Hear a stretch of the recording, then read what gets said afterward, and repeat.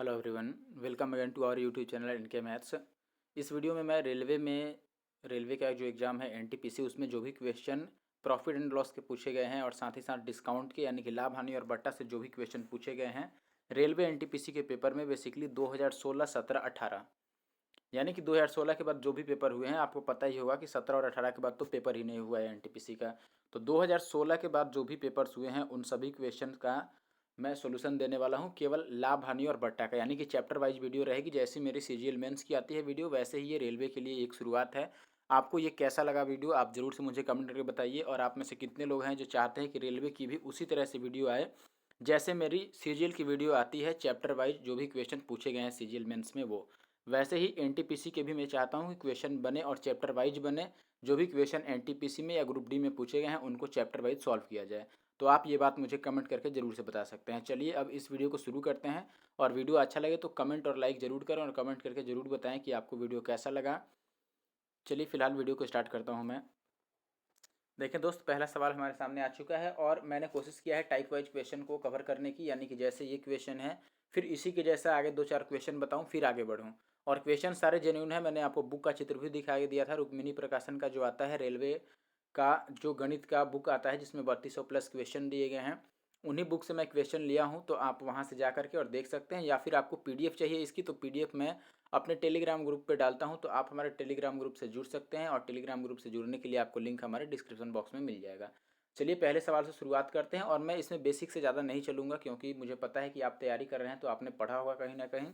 ठीक है, बेसिक के लिए अलग से मेरी SD यादव और राकेश यादव सर की बुक की सोल्यूशन मैंने डाल रखा है लाभ हानि का, उन्हें आप देख सकते हैं बेसिक के लिए, लाभ हानि के लिए।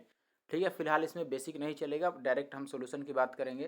पहले सवाल में आपको दिया गया है कि एक आदमी 25% की हानि पर एक गेज को बेचता है और वो कितने में बेचता है भाई, 4200 रुपये में बेचता है। अब उस व्यक्ति को 25% लाभ कमाने के लिए मेज को, अच्छा देखो यहाँ पे गेज लिख दिया है, यहाँ पे मेज लिख दिया है, उससे कोई बात नहीं है। मेज को कितने मूल्य में बेचना होगा, आसान सवाल है। आप पहले सवाल की कैटेगरी समझ लो, सवाल में बोला क्या है आपसे। सवाल में बोला है कि 25% हानि पर अगर आप मेज को बेचते हैं तो 4200 रुपये में बेचेंगे, लेकिन अगर 2500 लाभ पर आप बेचेंगे तो कितने रुपए में बेचेंगे। देखिए सबसे पहले आपको एक बात बता दूं मैं, आप तो इसको डायरेक्ट भी कर सकते हैं लेकिन फिर भी मैं आपको समझा देता हूं एक दो बात। जैसे क्रैमुल को हम शॉर्ट में CP लिखते हैं, इसका मतलब होता है क्रैमुल, जिन लोगों को नहीं पता है वो जान लें। ठीक है दोस्त। और SP लिखते हैं हम बिक्रैमुल को, इसका मतलब होता है बिक्रैमुल यानी कि सेलिंग प्राइस। और CP होता है कॉस्ट प्राइस। अब एक और बात, हम क्रैमुल को यानी कि CP को ज़्यादातर केस में 100% मान के चलते हैं। ठीक है, मैक्सिमम केसेज में हम CP को 100% मानते हैं। एक और मूल्य होता है जिसको हम शॉर्ट में अंकित मूल्य, सॉरी उसका पूरा नाम है अंकित मूल्य। अंकित मूल्य का मतलब है जो मूल्य आपको वस्तु पर लिखा रहता है MRP, उसको अंकित मूल्य बोलते हैं। इसको हम शॉर्ट में MP बोलते हैं, मार्क्ड प्राइस, जो मार्क किया रहता है। ठीक है, और इसको भी हम 100 ही मान के चलते हैं ज़्यादातर केसेज में। तो ये याद रखिएगा कि अगर कभी अंकित मूल्य से मतलब नहीं है तो 100% का मतलब क्रैमुल हो गया। और अगर अंकित मूल्य है तो वहाँ पर अपना देखना पड़ेगा कि हम 100% किसको ले रहे हैं। ये बात आपको ध्यान रखना है, क्रैमुल को 100% हम लेते हैं, अंकित मूल्य की ज़रूरत पड़ी तो इसको भी हम 100% लेते हैं। अब दूसरा बात आपको क्या ध्यान रखना है, और आपको ये ध्यान रखना है कि अगर आपके पास CP पता है और आप SP निकालना चाहते हैं तो SP निकालने में CP और गुना में आप डायरेक्ट देखिएगा, जितना का लाभ हो या हानि हो आप 100 और प्लस उतने के लाभ या हानि, प्लस माइनस मैंने x लिख दिया और बटा 100, ये फॉर्मूला है। अगर कभी फॉर्मूले की ज़रूरत पड़ी तो, हालांकि हमारे केस में, मेरे केस में तो फॉर्मूले की ज़रूरत नहीं पड़ने वाली है। तो अगर आपको SP निकालना है तो ये फॉर्मूला आप यूज कर सकते हैं, CP और गुना में 100 प्लस माइनस x/100, जहाँ पर ये x लाभ होगा तो हम प्लस लगाएंगे और अगर ये हानि प्रतिशत है तो माइनस लगाएंगे। अब इसको आप अगर उल्टा करोगे और CP का फॉर्मूला देखोगे तो ये बस पलट जाएगा SP, और गुना में इसमें 100 ऊपर हो जाएगा और ये 100 प्लस माइनस का जो x है ये नीचे आ जाएगा। ठीक है, तो अगर आपके पास CP निकालना है और SP आपको पहले से पता है तो आप ये फॉर्मूला लगा सकते हैं, 100 ऊपर चला जाएगा और नीचे आ जाएगा 100 प्लस माइनस x। अब आते हैं इस सवाल पे, एक दो और बात आप ध्यान रख सकते हैं, जैसे प्रतिशत निकालना आपको आना चाहिए और भी कई सारी बातें हैं। जैसे 100% का मतलब क्या होता है, क्रैमुल होता है। तो बाकी की जो बातें हैं वो हम सवाल में ही बात कर लेंगे, फिलहाल इस सवाल को बनाते हैं। ठीक है, वैसे आप चाहें तो मेरे सॉल्यूशन डालने से पहले यानी कि सॉल्व करने से पहले आप खुद से एक बार ट्राई मार सकते हैं सॉल्व करके, तो बेटर रहेगा वैसे कि आप एक बार खुद से एक बार ट्राई मार लें सवाल को सॉल्व करके कि आप किस तरीके से बनाते हैं, फिर मैं किस तरीके से आपको बता रहा हूँ। देखिए आप किसी तरीके से बनाइए, लेकिन टाइम आपको काफ़ी कम लगाना है। तो पहले सवाल पर आपको बोला गया है कि 25% की हानि। अब यहाँ पर 25% की हानि से मतलब है कि 100% हम अपनी खरीदारी मान के चलते हैं कि हमने खरीदा कितने में है, 100% में। अब अगर 100% में आपने खरीदा है और 25% की हानि पर बेचेंगे, इसका मतलब आप 75% पर बेचेंगे। ये बात समझ रहे हैं कि नहीं? 100% को तो हम क्रैमुल मानते हैं खरीदारी, और अगर 25% हानि का मतलब हम 25% कम में बेच रहे हैं, यानी कि 75% में बेच रहे हैं, तो दाम कितना मिला है आपको दोस्त? 4200 मिले हैं। पहला बात।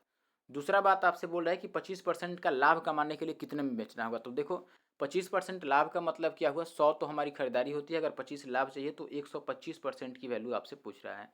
तो देखिए 75 का आपको दिया गया है और 125% की वैल्यू पूछ रही है। 125 मैंने कैसे लिखा? 25% का लाभ चाहिए तो 100 में मैंने 25 जोड़ दिया। इसकी वैल्यू हमें बतानी है। तो देखिए अगर इसको आप काटते हैं तो आप बोलेंगे कि ये दोस्त है कितना बार में कट जाएगा? 14 25 70। आप किसी भी तरह से कटा सकते हैं। जैसे इधर आप देखें कि ये 25 से 3 बार में कट रहा है और ये 14 तियाँ 42 है। तो इधर अब 25 को हम 125 कैसे बना सकते हैं? तो आप बोलें कि अगर 25 को 5 से गुना करेंगे तो 125 बन जाएगा। तो इधर भी 14 को हम गुना कर देते हैं 5 से, तो 14 पच्चे कितना होता है? 70, और ये जो 2 जीरो है वो 2 जीरो आ जाएगा। तो 7000, यानी कि ऑप्शन सी अपना आंसर है। आसान है, आप समझ ही गए होंगे कैसे बनाना है। मैं एक बार फिर से बता देता हूँ कि सबसे पहले आपको क्या करना है, 25% अगर हानि है तो आप 100 में से 25 घटा के लिखिएगा कि 75% का मान दिया है 4200, और आपको बताना है 25% लाभ, यानी कि 125% की वैल्यू बतानी है कितनी होगी। ठीक है, तो मैंने बोला दोस्त कि ये अगर कट रहा है किसी चीज़ से तो आप कटा लो, नहीं कटाना है तो कोई बात नहीं है। ठीक है, तो मैंने बोला ये 25 तियाँ 75 है और ये 14 तियाँ 42 है। ठीक है, फिर 25 को मैं देखा कि 125 हम बना सकते हैं 5 से गुना करके। अगर नहीं बन पाता तो इस 25 और इस 14 को और काट लेते हैं। ये जो लेफ्ट राइट में लिखा गया है ये वाला और ये वाला, इनको और कटाते कब? जब इस 25 को हम किसी भी चीज़ से गुना करके अगर 125 नहीं बना पाते तो ऐसे केस में इसको और कटा लेते ऊपर। अभी भी आप कटा लोगे तो कोई बात नहीं है, लेकिन अभी ऐसे ही ज़्यादा ईजी है कि 25 को 5 से गुना करके 125 बना सकते हैं। तो इधर भी हम 5 से गुना कर लें तो 14 पचे तो 70 हो गया, और ये जो 2 जीरो बचा हुआ था वो 2 जीरो, यानी 7000 अपना आंसर होगा। चलिए अब अगला जो मैंने पीडीएफ दिया है आपको, उसमें ये कंटिन्यू सवाल नहीं मिलेगा, क्योंकि मैं अभी सेम टाइप के सवाल पे आ रहा हूँ कि इस तरह का और सवाल कौन सा है। देखिए भाई नेक्स्ट सवाल हमारे पास ये है, और ये भी पिछले सवाल जैसा ही है, इसीलिए मैंने लगातार इसी सवाल को ला दिया। देखिए यदि एक वस्तु को 3375 में आप बेचते हैं तो आपको 10% की हानि हो जाती है, तो कितने में बेचेंगे कि 10% का लाभ हो जाए? तो आप वही काम करेंगे फिर से। 10% की हानि हुई है शुरू में, यानी कि 90% आपको मिला है, 100 में से 10 घटा देंगे। और जब 90% मिला है तो रुपये में कितना मिला है? तो आप बोलेंगे 3735 मिला है रुपये में। ठीक है, यानी कि 90% की वैल्यू 3735, और आपको बताना है 10% लाभ। 10% लाभ का मतलब 100 में 10 जोड़िएगा तो 110% की वैल्यू बतानी है। तो आप यहाँ से काट लीजिए। देखो 9 से अगर इसको काटते हो तो आप बोलेंगे 9 चौके 36, और फिर 9 एक बार में तो आपका बच जाएगा कितना? 13 में से 9 घटा देंगे तो 4, और 5 तो 9 पचे 45, इतना आएगा। और लेकिन आपको देखो यहाँ पे एक जीरो बचता है और आपको 110 चाहिए, तो 11 से अभी गुना करना पड़ेगा। एक जीरो का मतलब ऊपर 10 बचा है, उसको 11 से गुना करेंगे तो 110 आ जाएगा। तो हम राइट साइड में भी 11 से गुना कर देते हैं, तो ये 5 एकम 5। देखो लास्ट का अंक 5 आएगा और लास्ट का अंक 5 ऑप्शन बी में है, तो आगे गुना नहीं भी करेंगे तो कोई बात नहीं। अगर आप गुना करते हैं तो 5 और 1 ये 6 हो जाएगा, और ये 4 और 1 5, और 4 का 4 इतना आ जाएगा। ठीक है, तो ये अपना आंसर होगा। अगर आपको 11 से गुना नहीं करने आता है तो मैं आपको बता देता हूँ कि 11 से कैसे गुना करते हैं। अगर 11 से आपको किसी नंबर जैसे लेट से 1 2 3 को गुना करना है, तो आप पहले तो इस 3 को लिख दो, फिर इस 3 में इस 2 को जोड़ो तो 5 आ जाएगा, फिर 2 में इस 1 को जोड़ो तो 3 आ जाएगा, फिर इस 1 को वापस लिख लो तो ये 1353 आएगा। जैसे अभी मुझे गुना करना था 11 से किसको? 415 को करना था। तो मैंने बोला कि पहले 5 लिख लेंगे, फिर 5 में 1 जोड़ेंगे तो कितना बन जाएगा? 6, फिर इस 1 में ये 4 जोड़ेंगे तो कितना बनेगा? 5, फिर ये 4 का 4 बच जाएगा, तो 45 65, ऐसे 11 में गुना करते हैं। अब बीच में हासिल आता है तो हासिल वाला भी आपको ख्याल रखना पड़ेगा। जैसे मान लीजिए अगर आपको 11 में 9 8 7 से गुना करना है, तो आप पहले तो 7 का 7 लिख दोगे, फिर 7 में 8 जोड़ोगे तो 15 आएगा, जिसका मतलब 5 हो गया। और हासिल 1 बच रहा है तो ये 9 8 17, और हासिल 1 18 का 8, और फिर हासिल 1 बचेगा तो 9, और ये हासिल 1 10, तो इतना आपका आएगा। ये ध्यान रखिएगा आप। आगे बढ़ते हैं। अब देखिए अगला सवाल हमारे पास यहाँ पर है 247 पर। मैं एक ही बार आ चुका हूँ, लेकिन ये सेम टाइप का सवाल है इसीलिए मैंने लिया है। 20% की हानि होती है जब 2400 में बेचते हैं, तो 20% का लाभ प्राप्त करने के लिए कितना में बेचना होगा? तो आप बोलेंगे कि 20% की हानि का मतलब है 80%, 20% 100 में से घटा देंगे तो 80% का मतलब कितना हो गया दोस्त 24, और आपको 20% लाभ चाहिए यानी कि 120% का वैल्यू चाहिए कि कितना होगा। तो आप यहाँ पर ऐसे भी देख सकते हैं कि 80 को 24 बनाने के लिए आपको किससे गुना करना पड़ेगा, 3 से गुना करना पड़ेगा। तो इसमें 12 को हम 3 से गुना करेंगे तो 36 आएगा और बाकी जीरो आएगा। तो ऑप्शन बी है जो 36 से शुरू हो रहा है। ठीक है, बाकी जीरो की बात करें तो यहाँ पर एक जीरो एक्स्ट्रा, कितना जीरो एक्स्ट्रा लगा है तो आप बोल रहे हैं कि 80 को गुना करने के बाद 8 तिया 24 है और एक जीरो पहले से था, एक जीरो एक्स्ट्रा लगा है। तो इसमें भी एक जीरो पहले से रहेगा ही और एक जीरो एक्स्ट्रा होगा तो 3600 आंसर आ जाएगा। लेकिन इसकी ज़रूरत नहीं है, आप 36 भी मिला लेते हैं केवल तो आप आंसर मार्क कर पाएंगे। ठीक है, अब अगले सवाल पे आते हैं। देखिए ये एक अगला सवाल है हमारे पास, सवाल नंबर 2। मेरे पीडीएफ के हिसाब से 360 रुपये में 144 संतरे खरीदे और 10% लाभ पर बेच दिए तो प्रति दर्जन संतरे किस दर से बेचें। देखिए भाई 360 रुपये में हमने 144 संतरे खरीदे और 10% लाभ पर बेच दिए। तो आप पहले एक संतरे का विक्रय मूल्य चाहो तो निकाल लो कि एक संतरे का एसपी कितना होगा। देखिए 144 संतरे का जो एसपी है भाई वो है कितना 360, और हमसे एक दर्जन का पूछ रहा है। एक दर्जन का मतलब 12 का, तो हम 12 की एसपी निकाल लेते हैं। 12 की एसपी में क्या हो जाएगा 360 और बटे का 12 आ जाएगा, क्योंकि ये 12 इधर जाएगा तो वापस 12 को 12 से गुना कीजिएगा तो 144 और एसपी मिल जाएगा। तो मैंने एक 12 को इधर ला दिया, ठीक है। और ये हमारा एसपी आ गया 12 का, लेकिन आपको बताना है कि 10% का लाभ चाहिए तो इसको 110/100 से गुना कर देते हैं। अब कुछ हो ना हो यहाँ पर 11 देख के मैंने बोला कि आंसर 11 से कटेगा, और 11 से कटने वाला केवल ऑप्शन सी है 11 या 33, बाकी किसी भी ऑप्शन में 11 से भाग नहीं लग सकता है।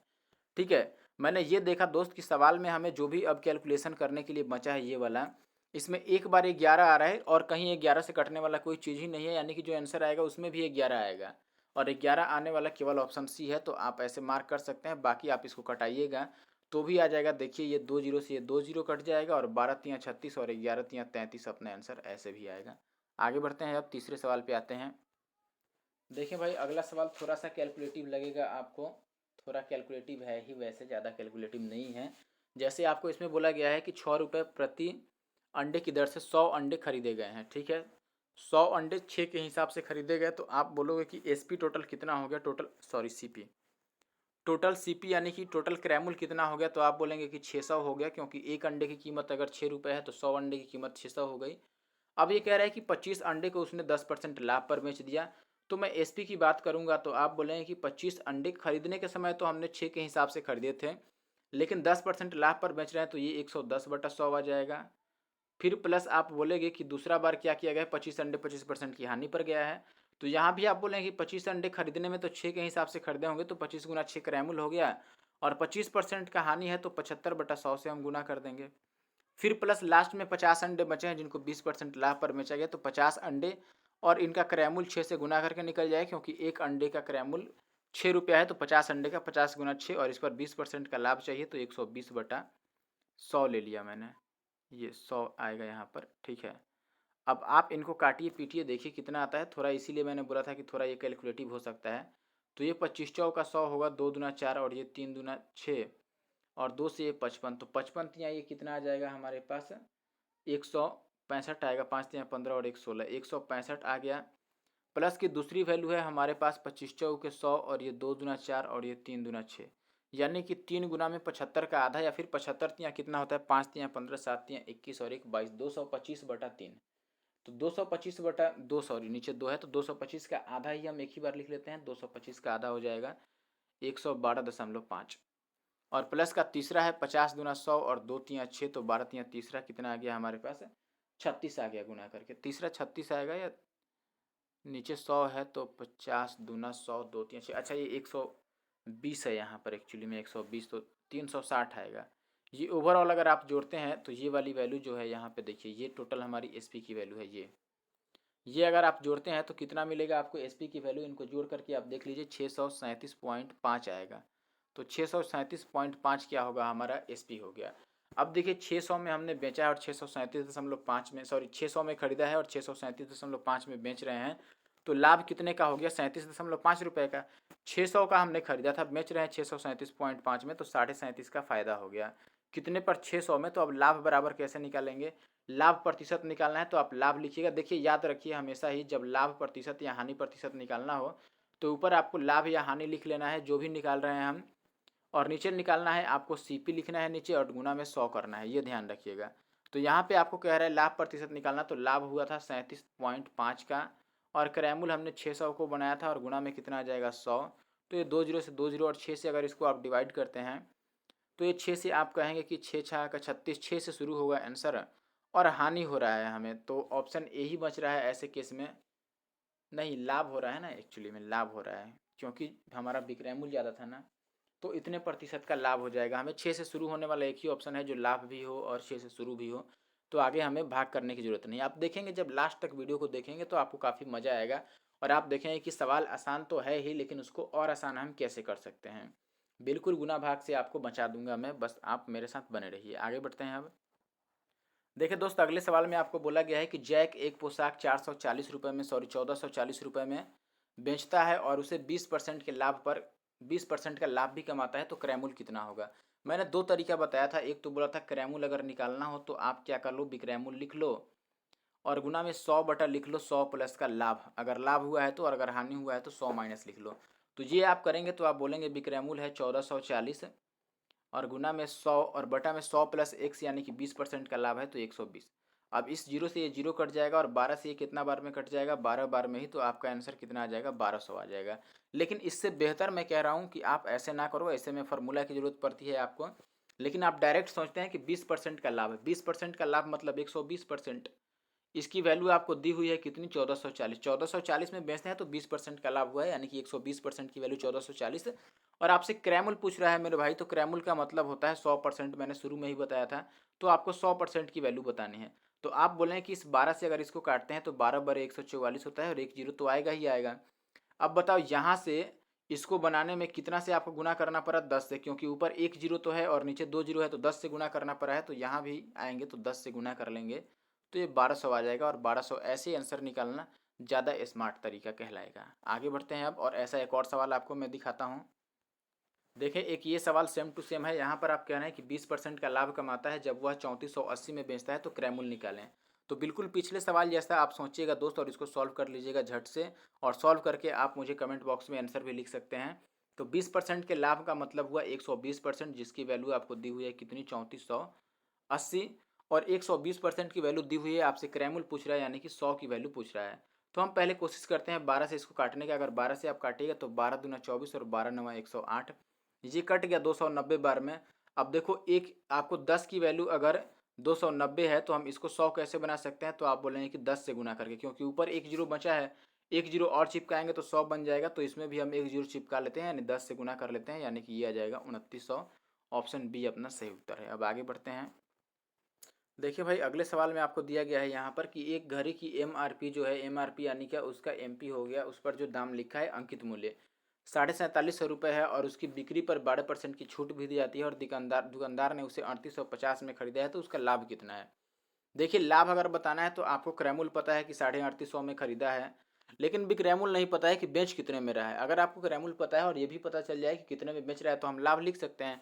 तो पहले हम विक्रैमुल लिखने की कोशिश करते हैं। तो आप बोलेंगे दोस्त कि विक्रैमुल का मतलब एसपी होता है, तो एसपी बराबर हम कैसे निकाल सकते हैं, पहले आप ऐसे ही देख लो, 12% की छूट में बेचता है और दाम इतना लिखा हुआ है, तो डायरेक्ट हम एसपी बराबर लिखेंगे कि दाम कितना लिखा था, 4750, और 12% की छूट का मतलब 88/100 से आपको गुना करना है। अब इसको आप चाहो तो काट सकते हो, तो ये एक जीरो से, एक मिनट, एक जीरो से ये एक जीरो कट जाएगा, फिर ये आपको 2 पच्चे 10 कट जाएगा 5 से, और ये 5 से कट जाएगा, 5 नवा 45 और 5 पचे 25 और 2 से ये कटेगा 44 बार में। तो आप इसको अगर गुना करते हैं 44 को 95 से, तो ये गुना करके आपका कितना आ जाना चाहिए, गुना कर लो, ये लगभग आपको 8180 आ रहा है गुना करके, तो 8180 आ गया गुना करके। अब इतने में आपने बेचा है और ख़रीदा था 3850 में, तो लाभ कितने का हुआ आप घटाएंगे, तो जीरो में से जीरो जाएगा तो जीरो आएगा, फिर 8 में से 5 जाएगा तो 3, लास्ट में 3 zero, option D, option D अपना आंसर हो गया। अगर और आगे आप घटाएंगे तो 330 आ जाएगा और ऑप्शन डी अपना सही है। तो आप लास्ट में एक या दो अंक भी देख करके और आइडेंटिफाई कर सकते हैं कि कौन सा आंसर सही है। आगे बढ़ते हैं अब। देखिए भाई अगले सवाल में आपको बोला गया है कि यदि रीना ने 12 मोबाइल फ़ोन 1,88,160 रुपये में बेचा, जिनका क्रयमूल्य था 14,056 रुपये प्रति फ़ोन, यानी कि एक फ़ोन की खरीदारी थी 14,056 रुपये, और 12 को 12 सभी फ़ोन को मिला करके बेचा है उसने 1,88,160 रुपये में, तो कितने का लाभ हुआ। अब बताइए लाभ कैसे निकल सकता है भाई। लाभ का मतलब है कि हमने क्रैमुल से कितने ज़्यादा में बेचा है। मैंने अगर 100 का खरीदा था तो जितने में मैंने खरीदा था उससे कितने अधिक में बेचा, वही तो लाभ है। यानी कि लाभ के लिए हम क्या करते हैं, विक्रयमूल्य में से क्रयमूल्य को घटाते हैं। ये बात तो आपको पता है कि लाभ कैसे आएगा, S P minus C P से आएगा।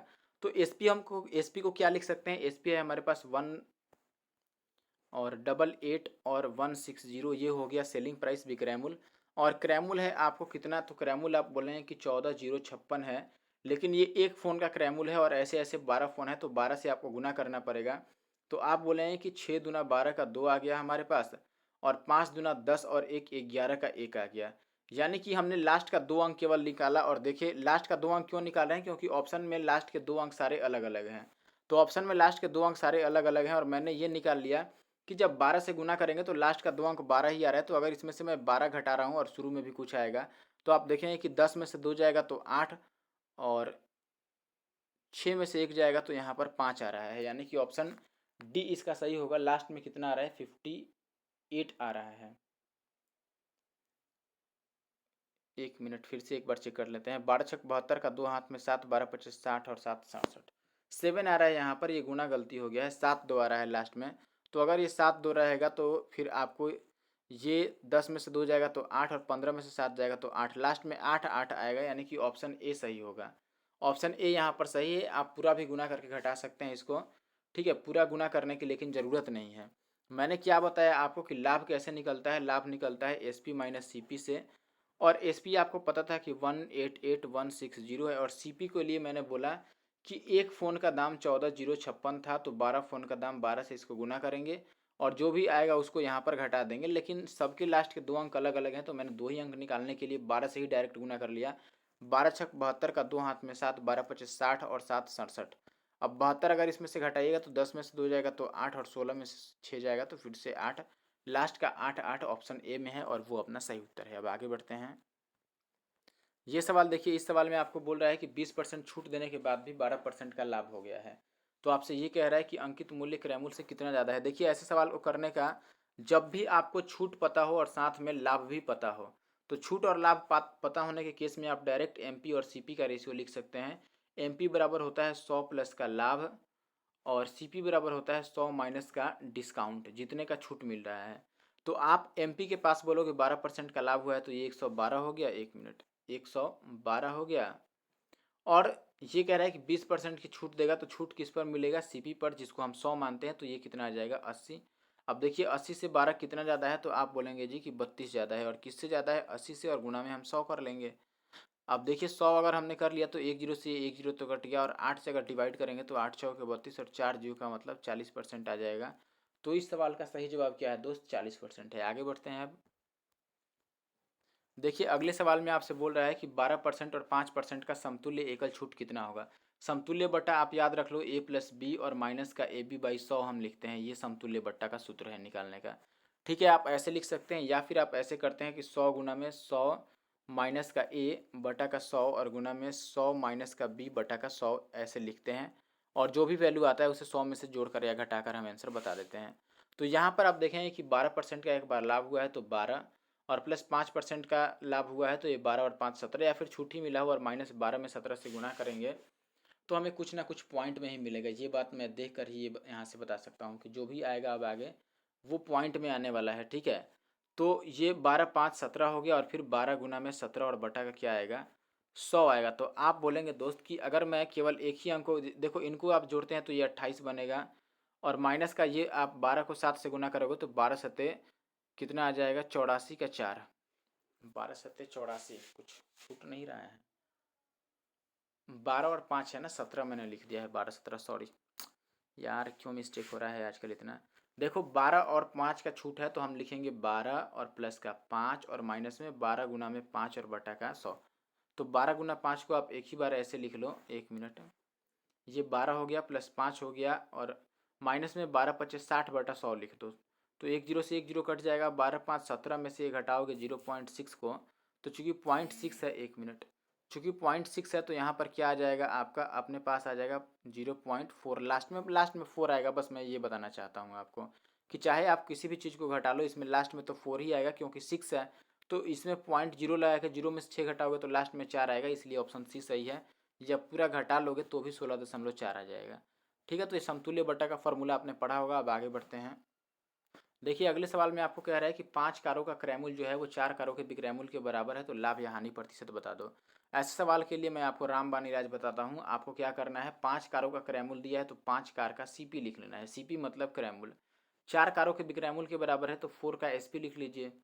4 का सीपी 4 के एसपी के बराबर है। अब यहाँ से आप रेशियो ले लीजिए कि सीपी बाई एसपी कितना होगा, तो आप बोलेंगे कि ये 4/5 आ गया। यानी कि 4 में खरीदे थे तो 5 में बेच रहे हैं। अब देखो आपने 4 में खरीद के 5 में बेचा था तो 1 का फायदा हो गया, और फायदा हमेशा क्रयमूल्य पर जोड़ते हैं, तो क्रयमूल्य के सामने 4 है तो 4 गुना में 100। 4 से काटिएगा तो ये 25% का फायदा आ जाएगा। 25 चौक का 100। ऑप्शन सी क्या है हमारे पास है, सही उत्तर है। अब आगे बढ़ते हैं और अगले सवाल पर आते हैं। देखिए भाई, इस सवाल में आपको बोला गया है कि एक दुकानदार अपने सामान पर क्रयमूल्य से 25% अधिक दाम लिख देता है और अंकित मूल्य पर 25% की छूट भी दे देता है, तो टोटल लाभ या हानि प्रतिशत बताइए। तो ऐसे केस में हम क्या करते हैं, आपको पता होगा दोस्त, ऐसे केस में जब 25% ज़्यादा लिखा है तो हम सीपी को मान लेते हैं कि ये 100 रहा होगा, तो लिखने वाला जिसको एमपी बोलते हैं वो कितना लिखा होगा, 25% बढ़ा के, यानी कि वो 125 लिखा होगा। ठीक है, और जो बेचने वाला है या आगे का जिसका रोल है वो क्या करता है, यहाँ पर हम 1 लिख देते हैं। वो काम क्या करता है कि इससे 25% इस पर छूट दे देता है, यानी कि 125 तो है ही, 25% छूट का मतलब 75/100 से इसको गुना कर देता है। अब 75/100 को अगर आप काटते हैं तो ये 3 से 25 बार में कटेगा, ये 4 से, और इस 4 को अगर मैं इसमें गुना कर दूं तो आप बोलें कि ये तो 400 बच जाएगा, और सीपी हमारा कितना बच जाएगा दोस्त, 125 या 375 सीपी बन जाएगा। अब बताओ 400 में से अगर ये 375 है तो कितने की कमी है, यानी कि कितने की हानि हो रही है, तो आप बोलेंगे कि 25 की हानि हो रही है, कितने पर, 400 पर, और गुना में 100, इसको कटा लो तो 25 चौक का 100 और 4 से 25 चौक का 100, 25/4 का मतलब 6.25%। ऑप्शन बी अपना सही उत्तर है, इसका 6.25% आएगा। आगे बढ़ते हैं। अब एक ये सवाल देख लो, आपको इसमें क्या बोला गया है। इसमें बोला गया है कि दो कुर्सी है 462 के हिसाब से बेचा जाता है दोनों, एक पर 12% का लाभ और दूसरे पर 12% की हानि होती है, तो निम्नलिखित में से कौन सा सही है। आपने ये केस पढ़ा होगा कि अगर दो वस्तुओं का विक्रयमूल्य और विक्रयमूल्य दो वस्तुओं का सेम हो और लाभ और हानि प्रतिशत भी सेम हो, यानी x% का लाभ हो रहा है तो हानि भी माइनस में x% का हो, और विक्रयमूल्य सेम हो, ऐसे केस में हमेशा x² 100% की हानि होती है। तो यहाँ भी हम ये कहेंगे कि 12 गुना में 12/100 की हानि होगी, तो 12 का स्क्वायर तो 144 होता है, बटा 100 करेंगे तो 0.44, और इतने प्रतिशत के लिए बस गोली चली है। तो बताइए, आपको ये बताना है कि इसमें से कौन सही है। आपको पता है कि जब जितना लाभ हुआ है उतना ही हानि हुआ है, तो ऐसे केस में आपको हानि होगा फाइनली, और वो पॉइंट में भी आंसर आएगा, तो फाइनली हानि है हमारे पास ऑप्शन किस में, डी में, जिसमें आंसर पॉइंट में भी है और ये 3 का मल्टीपल भी है, या जिस तरह का हम खोज रहे हैं उस तरह का भी है, तो ये अपना आंसर होगा 6.25। मैंने कैसे किया, मैंने बस ये बोला दोस्त कि 462 में बेचता है तब उसे 12% का लाभ हुआ था, अगर 12% हानि पर बेचेगा तो इनमें से क्या सही होगा। तो अगर 462 में से दो वस्तु खरीदा है और एक को वो 12% लाभ पर, एक को 12% हानि पर बेच रहा है, तो हमने ओवरऑल निकाला कि 12 एक फ़ायदे वाला है भाई, एक वाला घाटे वाला है, और 15 और माइनस माइनस ऊपर आ जाएगा, 12×2 = 44, 44 और बटा का 100, तो ये हो गया 12 और 12 तो कट गया। तो ओवरऑल आप देखेंगे कि यहाँ पर 0.44% की क्या हो रही है, हानि हो रही है, ये माइनस में आ रहा है। अब ये जो हानि हो रही है एक्चुअली में प्रतिशत में है, लेकिन आंसर हमसे रुपया में पूछ रहा है क्योंकि सारे ऑप्शन रुपए में है। अब ये बात हम ये कह सकते हैं कि आंसर में तो हानि ही आएगा, क्योंकि जब भी हानि प्रतिशत और लाभ प्रतिशत बराबर होता है और विक्रयमूल्य भी सेम रहता है तो हानि ही होती है, और वो होती है x² 100% की हानि। ठीक है, क्यों होता है मैंने यहाँ पर बता दिया, क्योंकि शुरू वाला दोनों कट जाता है। ठीक है, तो x² 100% की अगर हानि लगानी है तो आप देखेंगे कि हानि तो होगा, तो लाभ वाले सारे ऑप्शंस कट जा रहे हैं और केवल हानि वाला एक ही ऑप्शन बचता है, ऑप्शन डी, इसीलिए ऑप्शन डी हमारा आंसर होगा। क्योंकि पहले ऑप्शन में लाभ दिया है जो कि हो नहीं सकता, दूसरे में लाभ और तीसरे में लाभ हानि कुछ भी नहीं। ये भी नहीं हो सकता है जब भी दो वस्तु का विक्रयमूल्य सेम हो और एक का लाभ प्रतिशत दूसरी की हानि प्रतिशत के बराबर हो, तो ओवरऑल x² 100% की हानि होती है, ये याद रखना आपको। ये देखिए अगला एक सवाल है, काफ़ी आसान सा सवाल है, फिर भी मैं बता देता हूँ। 30% लाभ पर एक वस्तु को बेचते हैं तो 130 मिलता है आपको, 1300 मिलता है, तो क्रयमूल्य क्या है। देखिए 30% लाभ का सीधा मतलब 130% से है, और इसका मान सवाल में दिया है 1300, यानी कि बस एक जीरो बढ़ा है, तो 100% पर भी 1 जीरो बढ़ेगा और 100 कुमार अपना आंसर आएगा। सॉरी 100 कुमार मैं बोल रहा हूँ, 100,000 अपना आंसर आएगा, यानी कि ऑप्शन ए जो है वो सही उत्तर है। आगे बढ़ते हैं अब। अभी देखिए इस सवाल में आपको बोला गया है कि 2 दर्जन पेन खरीदे 480 रुपये में। 2 दर्जन का मतलब 24 पेन खरीद लिया, कितने में भाई? 480 में। ये तो एसपी की बात है। खरीदने में आपसे ये कह रहा है कि 4 पेन के पैकेट 100 रुपये में बेचेगा, यानी कि 4 पेन अगर बेच रहा है दोस्त 100 रुपये में, तो बताओ 24 पेन टोटल था, तो हम 24 पेन का निकालेंगे कि विक्रय मूल्य कितना होगा। 4 पेन अगर 100 में, तो 24 पेन कितने में? हम 24 पेन कैसे बना सकते हैं? गुना 6 करके। तो इसको 6 से गुना करेंगे तो ये 600 बन जाएगा, यानी कि 400 का खरीदा था और 600 में बेच रहा है, तो कितने का फ़ायदा हो गया भाई? तो आप बोलेंगे कि 20 का फ़ायदा हो गया। 20 का नहीं, 120 का फ़ायदा हो गया। तो आप लाभ प्रतिशत निकालो, कैसे निकालेंगे? 120 का फ़ायदा हो रहा है कितने रुपए पर? नीचे हमेशा क्रय मूल्य रहता है, तो क्रय मूल्य 480 था, तो नीचे 480 आ गया और गुना का 100। तो ये 12 चौक 48, 4 से कटेगा और 4 से 25 चौक का 100, यानी कि 25% अपना आंसर आएगा। ऑप्शन डी सही जवाब है। अब आगे बढ़ते हैं, देखते हैं कोई और सवाल है क्या।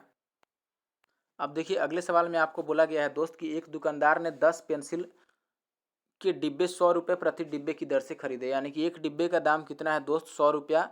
और ऐसे ऐसे 10 पेंसिल के डब्बे उसने खरीद लिए और प्रत्येक डब्बे में 10-10 पेंसिलें भी हैं और प्रत्येक पेंसिल को वह 12% के लाभ पर बेचना चाहता है, तो विक्रय मूल्य क्या होगा? सबसे पहले तो आपको क्रय मूल्य निकालना पड़ेगा। विक्रय मूल्य निकालने के लिए तो आप बोले हैं कि सीपी के केस में देखिए 10 पेंसिल के डब्बे हैं, एक पेंसिल के डब्बा का दाम अगर 100 रुपया है, तो 10 पेंसिल के डब्बे का दाम कितना हो जाएगा? 10 गुना में 100, यानी कि 1000। यहाँ तक बात समझ पा रहे हैं आप? एक पेंसिल के डब्बे की कीमत अगर 100 रुपया है, तो ऐसे ऐसे 10 पेंसिल के डब्बे खरीदते हैं, तो 1000 का खरीदारी हो गया और आपको बेचना है 12% के लाभ पर, तो एसपी कितना हो जाएगा? एसपी हो जाएगा 1000 का 12% लाभ चाहिए, तो 112/100 से आप गुना कराएंगे। देखिए ये 0 0 कटेगा, तो आपका 112 पर 1 जीरो बचेगा, यानी कि ऑप्शन बी सही जवाब है। आगे बढ़ते हैं अब। देखिए दोस्त अगले सवाल में आपको यहाँ पे ये बोला गया है कि एक दर्जन केले का मूल्य है 5 रुपया और एक दर्जन संतरे का मूल्य है 75 रुपया। तो आपको 1.25 दर्जन केले लेने हैं और 3/4 दर्जन संतरे लेने हैं और टोटल मूल्य बताना है कि कितना होगा। तो पहले आप केले का मूल्य निकाल लो, फिर संतरे का मूल्य और वापस आप जोड़ लीजिएगा, तो टोटल वैल्यू आ जाएगी कुल क्रय मूल्य कितनी हुई। तो हम पहले केले की बात करते हैं। तो आप बोले कि एक दर्जन केले का मूल्य है 5 रुपया, यानी कि एक दर्जन का मतलब 12 केले का मूल्य, केले को मैं के लिख देता हूँ, 12 केले का मूल्य है 5 रुपया और हमसे 1.25 दर्जन केले खरीदवाने हैं। यहाँ पर 1.25 दर्जन का मतलब कितना हो गया भाई? 1.25 दर्जन का मतलब हो गया 25/4 केले खरीदवाने हैं। 25/4 होता है। 1.25 दर्जन का मतलब कितना हुआ यहाँ पर दोस्त? 5/4। एक्चुअली में सवा का मतलब 1.25 है और दर्जन का मतलब 12 से गुना करना है। तो देखो 1.25 हुआ सवा का मतलब, और इसको 12 से गुना भी करना पड़ेगा क्योंकि 1.25 दर्जन है, केवल सवा नहीं है। तो 1.25 को अगर आप बटा में कहना चाहते हैं, तो बटा में ये 1:1/4 होगा, यानी कि 4 और 1 5/4 होगा। तो सवा का मतलब 5/4 हुआ। तो पहले मैं यहाँ पर ये लिख दूंगा कि 1.25 दर्जन केले मुझे खरीदने हैं। तो हम ये कह सकते हैं कि 1.25 दर्जन का मतलब 5/4 और दर्जन है, तो इसको 12 से गुना करना पड़ेगा। इसका कीमत हमें निकालना पड़ेगा कितना है। तो आप बोलें कि अगर लेफ्ट साइड में मैं 5/4 से गुना कर रहा हूँ, यहाँ पर देखो 5/4 एक्स्ट्रा है, 12 के तो था ही, तो इधर भी हम 5/4 से गुना कर देंगे, तो ये 5 है, इसको गुना करेंगे 5/4 से, तो ये 25/4 आ गया। 25/4 का मतलब एक बार 25 को आधा करेंगे 12.5, फिर से आधा करेंगे तो ये 6.25 हो जाएगा। तो 6.25 रुपीज़ लगेगा आपको केले के पास। अब संतरे वाला बात देखते हैं, संतरे में कितना लगेगा। तो आप बोलेंगे कि संतरे में 75 रुपया मिलता है 12 संतरे का, तो संतरे को एस लिख देते हैं। 12 एस की कीमत है 75 रुपीज़ और हमें कितना संतरा चाहिए? 3/4 दर्जन चाहिए। 3/4 दर्जन का मतलब, दर्जन का मतलब तो 12 है और 3/4 हम लगा लेते हैं, तो ये हमें चाहिए। तो देखो लेफ्ट साइड में अगर 3/4 एक्स्ट्रा गुना करा रहा है, तो हम राइट साइड में भी 3/4 से गुना कर लेंगे, तो ये हो जाएगा 75 और गुना में 3/4। अब ये गुना कर लो आप, तो ये 25×75 225/4 आ जाएगा। तो 225 को आधा करेंगे तो 112.5, एक बार और आधा कर देंगे तो ये 56.25 आ जाएगा। तो ये आ जाएगा 56.25 और हमें कुल कीमत बतानी है, तो इसको और इसको हम जोड़ लेंगे। तो इन दोनों को अगर आप जोड़ेंगे तो 56 और 6 62 पॉइंट समथिंग आएगा। 62 से थोड़ा ज़्यादा आंसर आएगा ऑप्शन ए, 62.5 आएगा, 62.50। आप जोड़ कर ही देख लीजिएगा, कोई बात नहीं है। तो 62 पॉइंट समथिंग आया और मैंने ऑप्शन में देखा कि 62 के आसपास का एक ही आंसर है, तो वो लगा दिया। अब आगे बढ़ते हैं। देखिए अगला सवाल है अपने पास कि क्यू ने एक मेज को 1350 रुपये में खरीदा और 1100 में बेच दिया, तो उसको लाभ या हानि प्रतिशत बताना है कि हानि प्रतिशत कितना होगा। तो आप देखिए, आप चाहो तो इसमें पहले ये 2 जीरो से 2 जीरो काट ही लो, उसके बाद ही चेक कर लो, क्योंकि रेशियो को चेक करने पर भी आंसर सेम आता है। 11 से ये कटने वाला तो नहीं है, लेकिन कोई बात नहीं है, हम ऐसे ही कटा करके इतना पर ही चेक कर लेते हैं। 135 में खरीदा और बेचा 110 में, तो कितने का घाटा हो गया भाई? तो आप बोलेंगे कि 25 रुपये का घाटा हो गया, कितने पर? 135 पर, क्योंकि 110 में बेचा है। तो 20 और 5 25 का घाटा हो गया, और गुना में 100, इसको चेंज कर लो, तो ये 5 पचे 25 और ये कितना बार में कट जाएगा? 5 से डिवाइड करोगे तो 5 दूना 10, 5 सत्ते 35, यानी कि ये आ गया 500 बटे का 27। अगर आप 27 से डिवाइड करोगे तो 27 दूना 54 होता है, यानी कि ये एक से ही कटेगा। अब देखो, एक से ही ये शुरू हो रहा है, बाकी सारे ऑप्शन दो दो से ये शुरू हो रहे हैं, तो तीनों ऑप्शन तो कट गए ऐसे ही। क्योंकि हमें भाग लगाना है इसको और पॉइंट में निकालना है, तो 27 से हम 50 को अगर भाग भाग करेंगे तो 27 दूना 54 होता है, ज़्यादा हो जा रहा है। तो हम 27 एक बार ही काटेंगे, लेकिन बाकी सारे ऑप्शन आप देखें कि एक से एक ही ऑप्शन शुरू होता है, ऑप्शन ए। बाकी तो दो दो से शुरू होते हैं। मैंने क्या कहा मेरे भाई, आप जरा वापस समझो, जो लोग समझ गए उनके लिए तो काफ़ी अच्छा बात है। इसको कटा करके जो भी देखो, मैंने बोला कि रेशियो आप निकाल लो पहले, तो हमने 2 जीरो दोनों में से काट दिया। फिर आप देखें कि अगर 135 की खरीदारी है और 110 को बेचा गया है, तो हानि हो रहा है कितने का? 25 रुपये कम पड़ रहे हैं, तो 25 रुपये की हानि हो गई। और नीचे हमेशा क्रैमुल रखते हैं, तो खरीदे कितना का था? 135 का, और गुना में 100, हमें ये निकालना था एक्चुअली में। तो हमने ये बोला कि ये 5 पचे 25 कट रहा है और ये 27 पचे कट रहा है 135, तो 500 बटे में 27 आ गया, जो हमें वैल्यू बतानी है। यानी कि 27 को, अगर आप 27 से आपको 500 को डिवाइड करना है, तो आप 27 एक बार में पहले कटाओगे और यहाँ पर बचाओगे कितना? तो आप बोलेंगे कि बच जाएगा दोस्त, 23 बचेगा। अब देखो, पहला ही नंबर एक आ रहा है, लेकिन ऑप्शन में सब में पहला नंबर जो है वो 2 है। ए बी सी और डी में से, बी सी डी में से पहला ही अक्षर 2 है, तो पहला तो हम डिजिट 2 ले नहीं सकते हैं, क्योंकि पहला हमारे हिसाब से 1 आ रहा है और वो केवल ए में है, तो हम ए को ही आंसर लगाएंगे। पूरा भाग लगाने की बिल्कुल भी ज़रूरत नहीं है। आगे बढ़ते हैं अब। देखें भाई, अगले सवाल में आपको क्या दिया गया है। यहाँ पर आपको बोला गया है भाई कि आप 500 रुपये प्रति वस्तु की दर से 3 वस्तुएं खरीदने के लिए गए। ठीक है, 500 रुपये में एक वस्तु मिलती है, और ऐसी आप 3 वस्तुएं खरीदने के लिए गए। हालांकि दुकान पर दी गई छूट के अनुसार आपको 2 वस्तुएं खरीदने पर एक वस्तु मुफ्त में मिल गई। तो इस सौदे में आपको टोटल कितनी छूट मिली, ये बताना है, छूट की दर क्या है। ठीक है, तो यहाँ पर एक बात समझिए आप, ये जो सवाल में दिया है कि 500 रुपये, अगर आप इस 500 को इस सवाल में इंक्लूड करके भी बनाओगे, यानी कि 500 को ले करके आप बोलोगे कि 500 एक वस्तु की कीमत, तो 3 वस्तु की कीमत 1500, फिर 2 वस्तु की कीमत 1000 हुआ, और 500 का छूट मिला 1500 पर, ये सब आप करोगे तो भी आंसर सेम आएगा। ठीक है, यहाँ पर आपको इस रुपये से कोई लेना देना नहीं है, आप रुपये को हटा दो तो भी आपका आंसर सही आएगा। देखो, हम वस्तु पर केवल काम करते हैं कि 3 वस्तु हमने खरीदा, 3 वस्तु हम खरीदने के लिए गए, लेकिन हुआ क्या? 2 वस्तु खरीदने पर एक हमें फ्री में मिल गया। अब यहाँ पर आप ये कहें कि 2 वस्तु खरीदने पर एक फ्री में मिल गया, इसका मतलब ओवरऑल हमें 3 वस्तु हमें मिला, और उसमें फ्री कितना है? एक फ्री है, ये आप समझिए। टोटल हमने कितना वस्तु लिया भाई? 3 वस्तु लिया, जिसमें से एक हमें फ्री में मिल गया, तो यही बताना है कि इसका परसेंटेज क्या होगा। तो आप बोले हैं कि एक वस्तु फ्री है ओवरऑल कितने पर? 3 पर, और गुना में 100, यही तो परसेंटेज आएगा। और 100/3 का मतलब होता है 33.33%, यानी कि ऑप्शन डी अपना सही उत्तर है। ठीक है, मैं वापस आपको समझा देता हूँ। देखो, मैंने क्या बताया, मैंने बोला भाई कि हमने 3 वस्तु खरीदा है, लेकिन इसमें से 2 वस्तु अगर आप खरीदते हैं तो एक फ्री में मिल जाता है। 2 वस्तु खरीदने से एक वस्तु फ्री में मिलता है, तो आप ऐसा मत सोचिए कि 2 पर एक फ्री मिल गया। आपने 3 लिया तब तो उसमें एक फ्री वाला है। ठीक है, 3 आपको मिला वस्तु, जिसमें से एक फ्री वाला है, तो एक फ्री मिला हमें 3 पर, और गुना में 100 कर दिया हमने, तो ये आ गया अपना 33.33% का छूट मिला है। देखें, अगले सवाल में आपको क्या बोला गया है, जरा ध्यान से समझिएगा। इस सवाल में आपको बोला गया है कि दी गई जानकारी को ध्यान से पढ़िए और सही विकल्प का चयन कीजिए। आपको बताना है कि इनमें से कौन सा ऑप्शन सही है। देखिए, इसके लिए सबसे पहले आप सवाल में देखिए कि पहले वाले केस में आपको क्या बोला गया है कि एक वस्तु यहाँ पर 1599 में मिलता है, लेकिन एक वस्तु अगर आप 1599 का लेते हैं तो एक फ्री में मिल जाता है। ठीक है, 1599 में एक वस्तु खरीदते हैं तो एक फ्री में मिलता है। और दूसरे सवाल में कह रहा है कि अगर आप 999 में एक वस्तु खरीदते हैं तो दूसरी वस्तु पर आपको 50% का ऑफ मिलता है, यानी कि छूट मिलता है। तो हम दोनों वस्तु का दाम निकालें कि अगर दोनों जगह हम दो दो वस्तु लेते हैं तो कितना दाम पड़ता है, और जो सस्ता होगा वो हम बोल देंगे। जैसे कि ऑप्शन में आप देख रहे हैं, कभी कह रहा है कि ए सस्ता है, बी महंगा है, दूसरे में ए महंगा है, बी सस्ता है। तो हमें कंपेयर करना है दोनों में से महंगा कौन है और सस्ता कौन है। तो अगर मैं ए की बात लिखूं तो ए वाले में देखिए आप कितना वस्तु लेंगे, 1599 रुपया आप लगाते हैं। तो आपको कितनी वस्तु मिल जाती है? 2 वस्तु मिल जाती है, ठीक है। 2 वस्तु की कीमत ए वाले कंडीशन में कितना है? 1599 है, क्योंकि 1599 में आपने एक खरीदा और एक फ्री में मिल गया, यानी कि वस्तु मिला आपको 2 और दाम कितना लगा? 1599 रुपया। दूसरे वाले में अगर मैं बी की बात करूं तो बी में कह रहा है कि 999 में अगर एक वस्तु खरीदते हैं तो दूसरा वस्तु लेने पर आपको 50% का छूट मिलेगा, यानी कि आधा दाम ही लगेगा।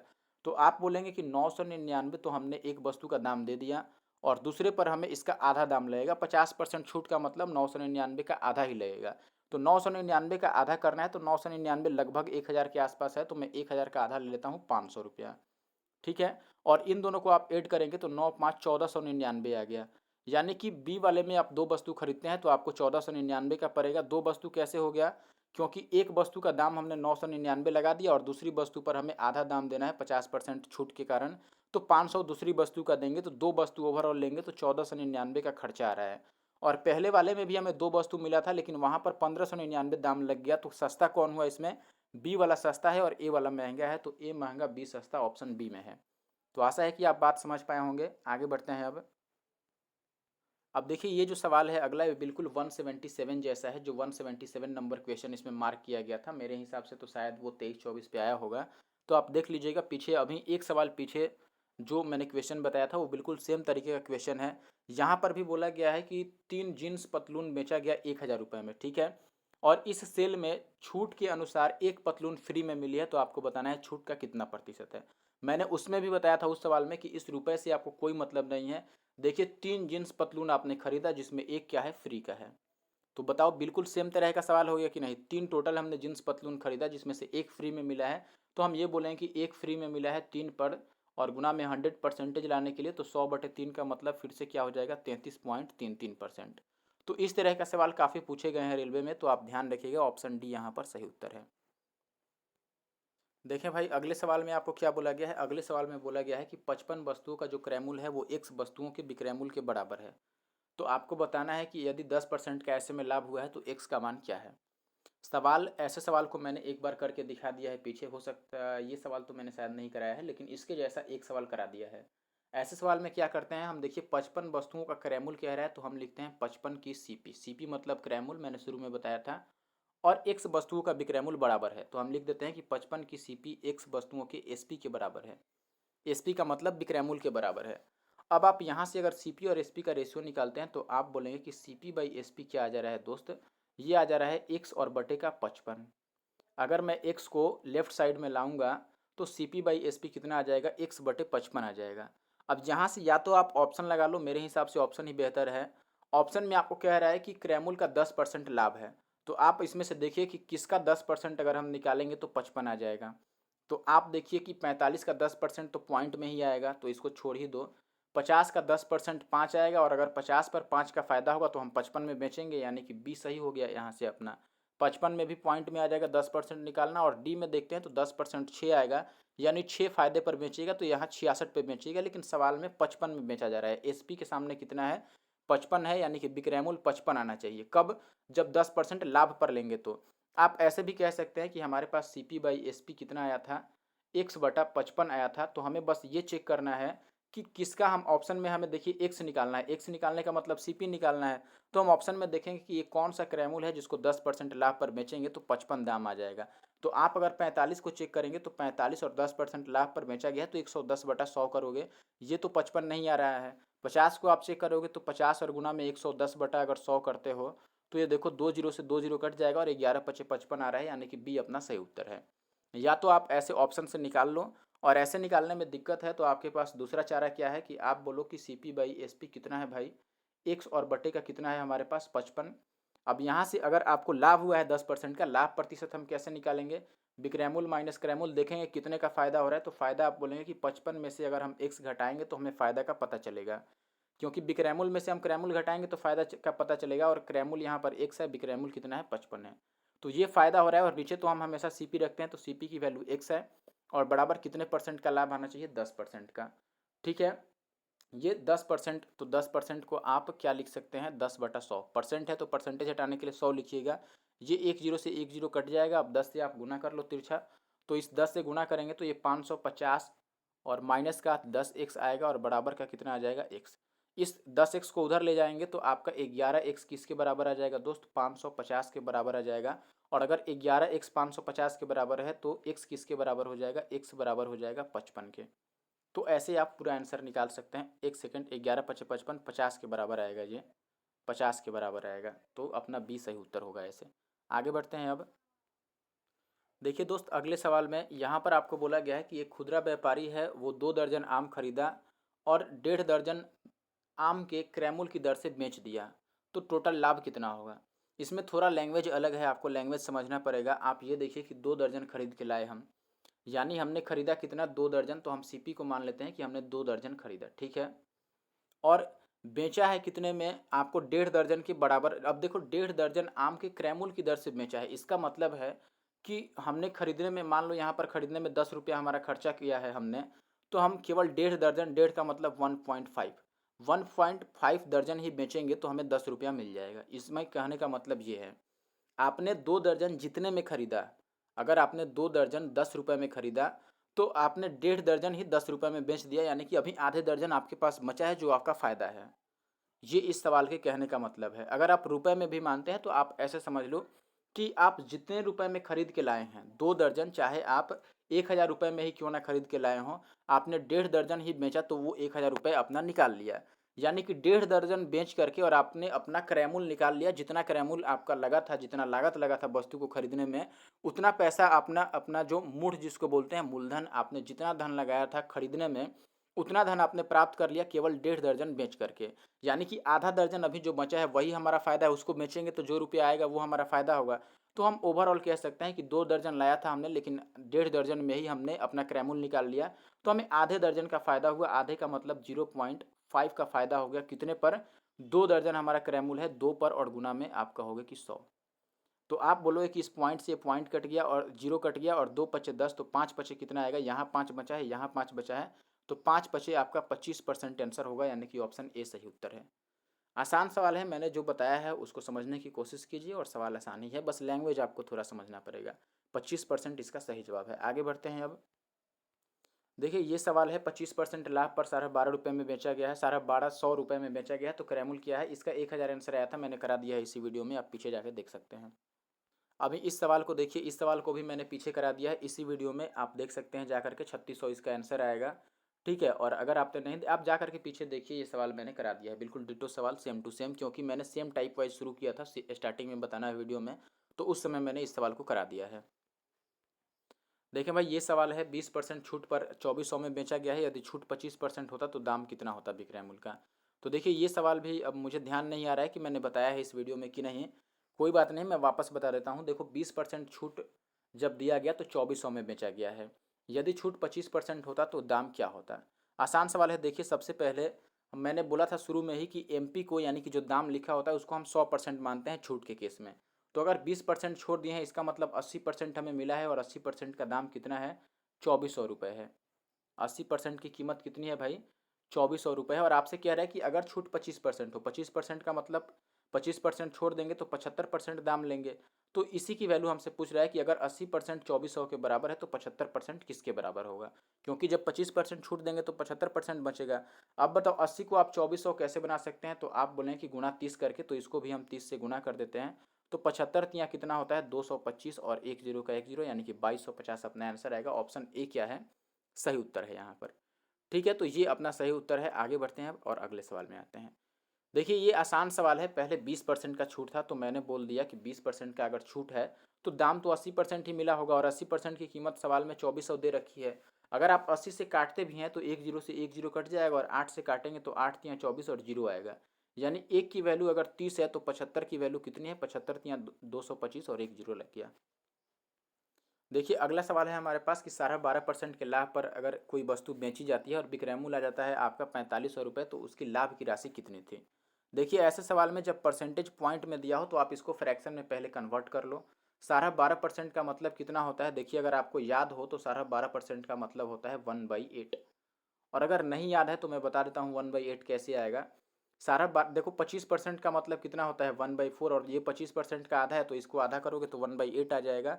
और ये सारी बातें अगर आपको नहीं समझ में आ रही तो आप डायरेक्ट ये कह सकते हो कि 12.5% को हम लिख सकते हैं 1 12.5 और बटा प्रतिशत हटाएंगे तो 100, और फिर ये पॉइंट हटाएंगे तो एक जीरो और कट जाएगा, तो 125 से ये 8 बार में कट जाएगा, यानी कि ये 1/8 आता है। ठीक है, तो ये आपको याद रखनी है, ये सब वैल्यू बार बार निकालने की जरूरत ना पड़े।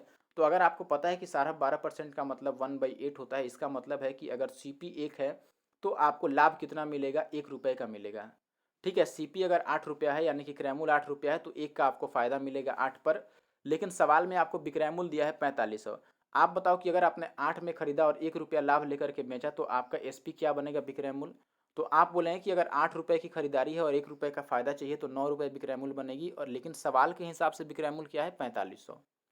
तो 9 की अगर वैल्यू 4500 है तो 1 की वैल्यू कितनी आ जाएगी, 9 पचे 45 होता है, और 2 जीरो का 2 जीरो, यानी कि 500 आ जाएगा। और हमसे लाभ पूछा है, और लाभ का जो रेशियो है यहाँ पर आप देख रहे हैं 1 यूनिट है लाभ का मान, और 1 यूनिट का मान हमने 500 निकाल लिया है, तो हमारा C जो है वो सही उत्तर है। ठीक है, मैंने बोला कि 12% लाभ का मतलब है 8 रुपये पर 1 का फायदा, यानी कि 8 की खरीदारी है तो 1 का फायदा चाहिए, यानी कि बेचना पड़ेगा 9 में। लेकिन विक्रयमूल्य सवाल में 4500 दिया है, तो मैंने बोला कि 9 की वैल्यू अगर 4500 है तो 1 की वैल्यू 500 आ जाएगी, और ये एक लाभ के बराबर है, इसीलिए लाभ अपना कितना हो गया, 500। Option C is the correct answer. देखिए अब अगला सवाल और अंतिम सवाल इस वीडियो का हमारे पास है, सवाल नंबर 272। और यहाँ पर आपको बोला गया है कि एक दुकानदार ने 15 किलो चीनी और 20 किलो गेहूँ 20 किलो गेहूँ खरीदा है और 15 किलो चीनी खरीदा है। किस रेट से, 50 रुपये के रेट से खरीदा है चीनी, यानी कि 1 किलो के दाम 50 रुपया है, और 15 किलो चीनी खरीदा है। और 75 रुपये प्रति किलो के हिसाब से क्या खरीदा है, गेहूँ कितना किलो, 20 किलो। और आपको बोला है कि बेचते समय चीनी को 10% लाभ पर बेचा और 20% लाभ पर बेचा है, किसको, वो गेहूँ को। तो आपको बताना है कि टोटल बिक्री मूल्य कितना होगा। तो हम यहाँ पर ये कह सकते हैं कि अगर हमें SP निकालना है तो पहले हम क्रय मूल्य देखते हैं कि 15 किलो चीनी अगर हम 50 के भाव से खरीदेंगे तो टोटल कितनी कीमत हो जाएगी, 15 और गुना में 50 की खरीदारी हो जाएगी। 1 किलो का दाम अगर 50 रुपया है तो 15 किलो का दाम 15 गुना में 50, ये हो गई हमारी खरीदारी। ठीक है, लेकिन इसको बेचना है, चीनी को 10% लाभ पर बेचा है, तो इसका विक्रय मूल्य कितना हो जाएगा, गुना में 110/100, क्योंकि इस पर 10% का आपको फायदा चाहिए। ये हो गया चीनी का बात। अब प्लस आते हैं गेहूँ पे, तो गेहूँ 20 किलो खरीदा है, किस रेट से, 75 के भाव से, तो टोटल इसकी खरीदारी आ जाएगी 20 गुना 75 रुपया, और इसमें 20% का लाभ है, तो हम बोल देंगे 120/100। अब या तो आप इनको काट लो, काटोगे भी तो ये 0 0 आपका कट जाएगा 2 जीरो से, और यहाँ पर 2 जीरो से ये 2 जीरो कट जाएगा। अब इनको आप गुना भाग कर सकते हैं, लेकिन मैं कहूँगा कि गुना भाग करने से अच्छा है कि आप थोड़ा दिमाग चला लो। आप देखें कि इसमें 15 है और यहाँ पर 75 है। 15 में 3 कॉमन है, 3 से 15 कटता है, और 75 भी 3 से कटता है, यानी कि 3 दोनों ही टर्म में कॉमन है, तो जो आंसर आएगा वो 3 से कट जाएगा। तो हम 3 से कटने वाला आंसर चेक करते हैं, तो आप बोलेंगे कि ये 5 और 2 7, 7 6 13 और 2 15, ये 3 से कटने वाला 15 आ जा रहा है। लेकिन 15 आने के बाद कोई मतलब नहीं है, यहाँ पे आप देखें कि जीरो सारा कट चुका है, तो जीरो तो इसमें आने से रहा, तो लास्ट में जीरो आएगा। सुनो, लास्ट में 1 मिनट, कुछ गड़बड़ हो गया क्या, 6 2 8 2 10 5 15, कोई बात नहीं, चलो गुना ही कर देते हैं, लेकिन ऐसे चेक भी कर सकते थे, चलो हटाओ, गुना कर लेते हैं, कोई बात नहीं, कुछ गड़बड़ हो जा रहा है। देखो ये 15 पचे कितना हो गया, 75, और 75 गुना 11 करना है, तो आप 75 गुना 11 कैसे कर सकते हैं, एक बार लिख देता हूँ मैं। आपको क्या करना है, यहाँ पे आपको यहाँ पे लाना है, देखो ये 15 पचे हो गया 75, और गुना में करना है 11, और प्लस का कितना बन गया हमारे पास, 75 दूना का 150, यानी कि 150, और गुना में 12। तो आप ये बोलोगे कि 75 को 11 से गुना करना है, तो 11 से गुना करना मैंने बताया था, ये 5 आ जाएगा, और 7 5 12 का 2, और 7 और 1 8, ये आ गया 825, और प्लस का ये 15 को 12 से गुना करते हैं तो 180 आता है, और 0 1800 हो गया। तो 18 और 8 कितना आ गया, 8 8 16, फिर कुछ गड़बड़ हो गया क्या, 15, अच्छा यहाँ पर 15 को 12 से गुना गलती कर लिए हैं हम लोग, 15 150 और 15 दूना 30, गुना तो सही लग रहा है, 15 दूना 30 का 0, और 15 और 3 18, और 0 का 0, 75 दूना 150, और गुना में 12, तो ये 1800 आ गया, और इसको 825 जोड़ करके तो आ नहीं रहा है, इतना लग रहा है कि ऑप्शन बी ज़्यादा सही है। ये जोड़ने पर कितना आएगा, जोड़ करके देख लेते हैं, 5 में 0 जोड़ेंगे तो 5 ही आएगा लास्ट में, फिर 2 में 0 जोड़ेंगे तो 2 आएगा, यानी कि लास्ट में 2 5 आएगा, और 2 5 ऑप्शन बी में है, तो ऑप्शन बी इस सवाल का सही उत्तर है। ठीक है, तो यहाँ से हम ये कह सकते हैं कि लास्ट सवाल जो है इसका आंसर है 2625। आप पूरा जोड़िएगा अभी तो 2625 बन जा रहा है। देखो 18 में 8 भी जोड़ते तो 18 और 8 26 होता है, यानी कि आंसर 26 से चालू होने वाला है। ये भी हम कह के ऑप्शन बी लगा सकते थे कि ऑप्शन बी ही 26 से चालू हो रहा है। तो देखिए सवाल तो वैसे आए हैं इजी, लेकिन किसी किसी क्वेश्चन में जो लैंग्वेज है वो थोड़ी टेढ़ी है, तो आपको लैंग्वेज समझनी पड़ेगी। और इजी क्वेश्चन है तो इनको और जल्दी कैसे करना है, इनमें गुना भाग कैसे बचाना है, गुना भाग में गलतियाँ कैसे नहीं होंगी, ये सब चीज़ें अगर आपको सीखनी है तो आप हमारे साथ बने रहे और हमारे वीडियो को देखते रहे रेगुलर। रेगुलर वीडियो रेलवे की आने वाली है। अब तो ये प्रॉफिट एंड लॉस पहले शुरू हुआ है, ये जैसे ख़त्म होगा तो हम नंबर सिस्टम पे आ जाएंगे इसके बाद, ठीक है। तो फिलहाल प्रॉफिट एंड लॉस पे है, और मैं सोच रहा हूँ कि ग्रुप डी वाला जो है रेलवे ग्रुप डी का, उसका नंबर सिस्टम साथ में कर दूँ और एनटीपीसी का प्रॉफिट एंड लॉस कर दूँ। तो आप क्या कहते हैं इसके बारे में, आपका क्या ख्याल है, ज़रूर से आप कमेंट करके मुझे बताइएगा। और अगर वीडियो अच्छा लगे तो ज़रूर से वीडियो को लाइक कर दीजिएगा और शेयर भी कर दीजिएगा। चलिए, thank you for watching the video.